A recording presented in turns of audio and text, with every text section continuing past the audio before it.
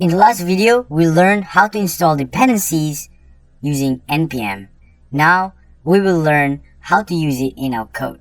First of all, you need to make sure you are in servers folder. If you are, then open up your favorite text editor. My favorite text editor is Visual Studio. So I'm going to click Visual Studio Code. And you want to drag the entire project folder, which is Amazono, to your text editor. Now, you want to click here, and you want to right click on server, and you want to click create a new file, and you want to give it a name server.js. The next thing we need to do is to get all the dependencies that we just installed. So let's go ahead and const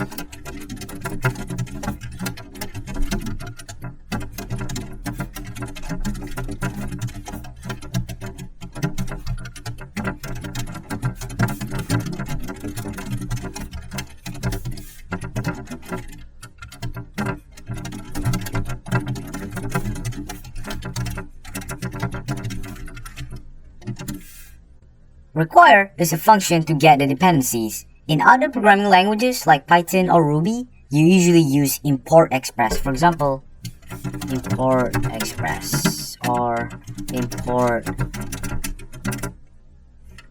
Morgan. In a nutshell, require is like import. So let me remove this. So I'm going to explain to you guys what each of the dependency does. Express is a web framework. You can create HTTP routes like GET, POST, or to be more specific, URL. It is a framework to create HTTP routes. Morgan is HTTP request logger for Node.js. It is a middleware. It simplifies the process of logging requests to your application. Next is body parser. Body parser is actually a data reader. So technically, if you don't install body parser, Node.js cannot really communicate with the front-end data. For example, if you want to log in and you want to pass in your username and password, Node.js has to understand what kind of data is that to be able to do something with it. Finally, is Mongoose. Mongoose is a MongoDB agent.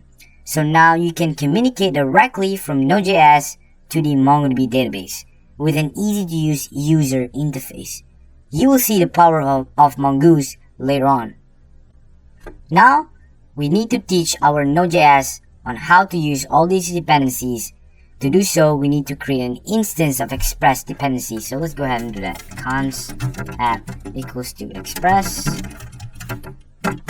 Once created, now we can use it. So app.use body parser JSON app.use body parser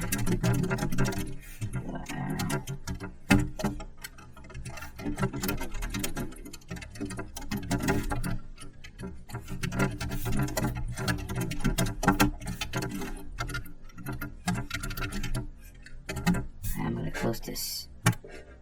See it? First line is simply reading data in a specific format, which is the JSON format. Second line is URL encoded. We put it as false because in future we want to read an image as well. It can read all sorts of data types. Finally is Morgan, which will lock out all the requests on the terminal.